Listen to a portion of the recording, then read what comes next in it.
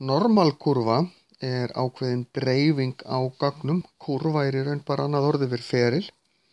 En þegar við segjum ákveðin gögn og við þurfum yfirleitt stórt gagnasafn til þessu dreifist eftir normalkúrfu, mörg þúsund, jafnvel milljónir í safnin okkar, að þá dreifast þau algjörlega jafnt sitt hvoru megin við meðaltalið. Þetta er þá meðaltalið og í raun miðgildi líka, því að það er nákvæmlega jafn mikið hérna megin við miðjuna og hérna megin. Og ef ég fer ákveðið langt frá miðjunni, dreg bara strik hérna sitt hvoru megin, þá er nákvæmlega jafn mikið á milli strikana. Þetta dreifist algjörlega fullkomlega jafnt.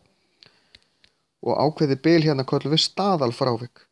Normalkúrfur hins vegar ekki allar eins. Þær geta verið svona, þær geta verið svona og þær geta verið svona. En alveg sama, ef ég dreg meðaltalslínuna, það er alltaf eins, það er alltaf jafn mikið beggja vegna. Staðalfrávikið hins vegar, hve stórt hlutfall er ákveðið langt frá miðjunni, það getur verið mislangt frá eftir því hvernig hún dreifist. Þannig að,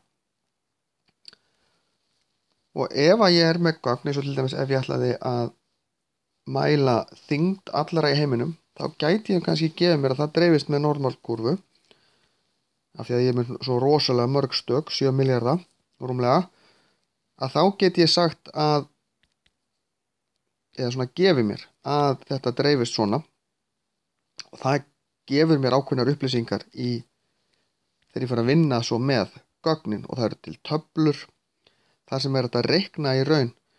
Þegar ég veit meðaltal og staðalfrávik, þá get ég reiknað út hve mörg prósent eru fyrir utan þetta og þetta, þessa og þessa þyngd til dæmis, og þá nota ég eitthvað sem kallað er setastig.